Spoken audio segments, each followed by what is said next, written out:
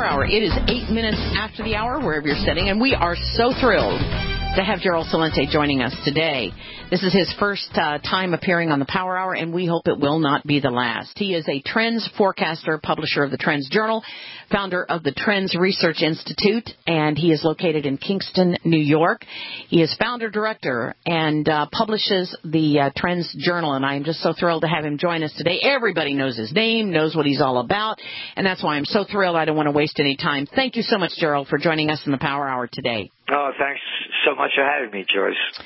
Man, I just cannot believe what happened with gold and silver yesterday, and I'm sure you are probably in Trends Research, and I do hope you will all visit TrendsResearch.com dealing with this issue because everybody's kind of in a state of surprise. What are your thoughts?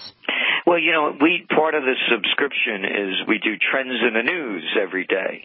Mm-hmm. So this came as no surprise to the subscribers of the TrendsJournal. I started seeing the information coming out and really believed that there was going to be a heavy downdraft, and I said so. It began really when about a week and a half ago, less than that, when the Cyprus news came out that they were going to be selling some 10 tons of gold to pay for that bailout. And that started rattling the markets because then they figured, well, if that happens in Cyprus, and when you look at the Eurozone, countries that are in trouble economically like Portugal, Italy, they have very, very heavy supplies of gold. And so in order to pay for their debt, then the thinking became, okay, they're going to be dumping gold on the market. That's number one. Number two was when Deutsche Bank... Been missing. Sorry about that. Okay. Sorry. When Deutsche Bank and Goldman Sachs put out their forecasts, all of a sudden, out of nowhere, and I've been watching this stuff for a lot of years, I began trading gold in 1978. My first buy of gold was $187.50 an ounce. Wow. And I went through the first crash in 1980. So, you know, I have some experience in the emotion of the time. And I said right away when that came out, I said, something's amiss over here. All of a sudden, two major banks and a criminal organization came out with these forecasts of gold, downgrading of gold significantly. I said, this is something to watch. It's important. Here's my take on it. They are rigging the bond market in front of our eyes. This is not a conspiracy theory. The fact of the matter is that in Europe and the United States and in Japan, for example, in the United States, they're buying $85 billion worth of mortgage-backed securities and treasuries each month. They're rigging the game. Number two, remember that little five-letter word that nobody knew what it meant, LIBOR? Mm-hmm. They rigged the interest rate game to the tune of hundreds of trillions of dollars. That is not a conspiracy theory. It is a fact. I had never, ever bought gold for fears of inflation. I was not in that camp. I was buying gold for fears of debasing the currencies.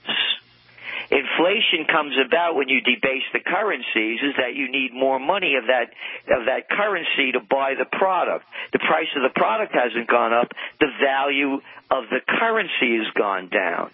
So a dollar, whatever it costs for a pound of coffee in Zimbabwe, the cost of the pound of coffee didn't change the value of the Zimbabwean dollar. The Zimbabwean dollar, the United States dollar, the euro, the yen, they're all being debased by quantitative easing, ongoing monetary transactions, or call it whatever you want to. So to me, gold prices should only be going up because of continual debasement of the currencies. Now, if you're debasing the currencies in front of everybody's eyes and they're steamrolling into gold, what's going to happen? They're going to call a panic. And they won't be able to keep up their Ponzi scheme by printing this digital money not worth the paper it's not printed on. So what do you see happening in the near future? Near future, as in today and tomorrow? Near future, nobody could tell.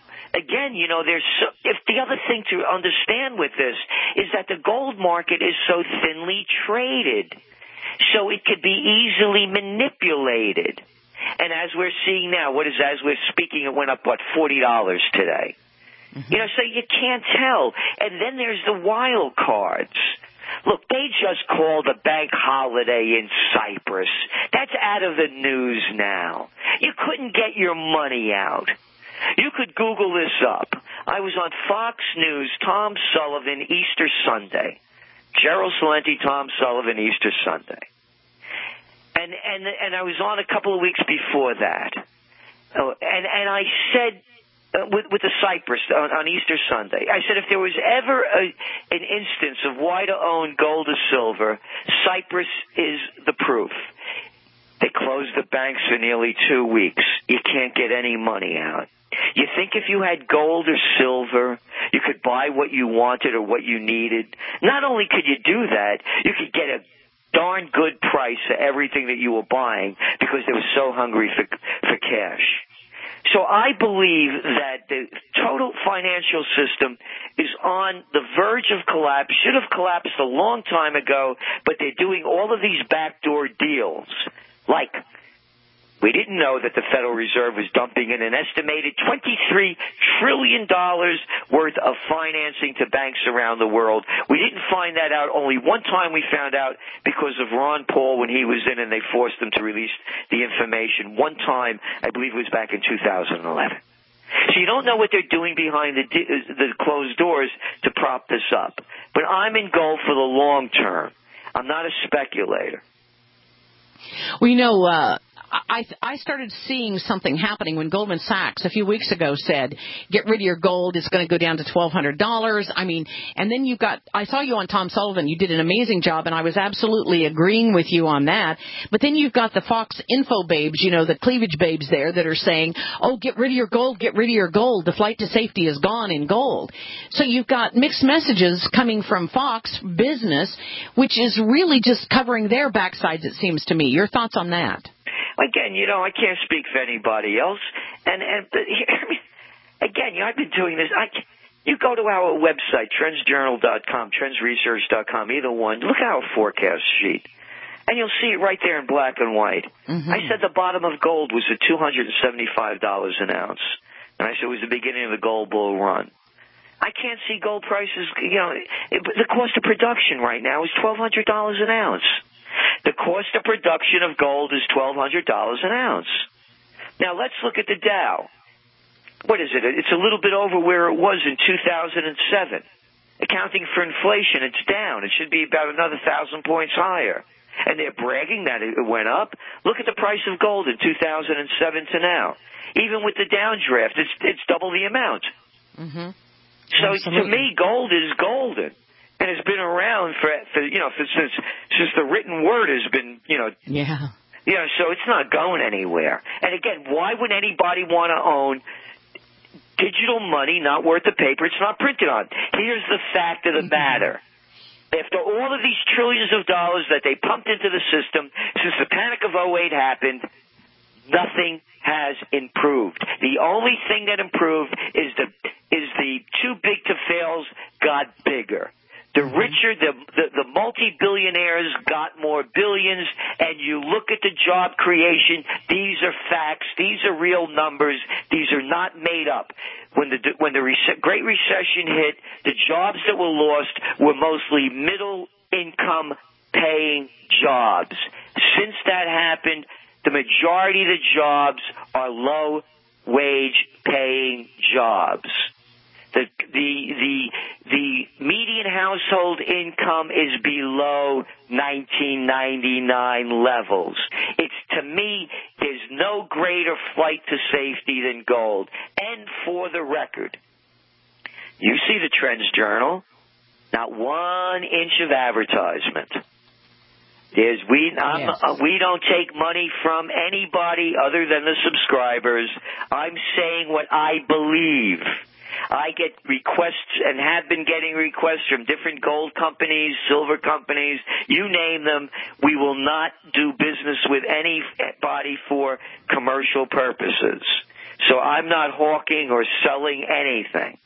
You know, this is the way we see it with all the other trends we write about it. So there's no special interest here. I want to make that 100% clear. And I really appreciate that, and I want to encourage you to go to TrendsJournal. If you have not subscribed to that and you want to know what's going on, I mean, you predicted what was going to happen in the 1980s. You predicted so many of the events that have come along.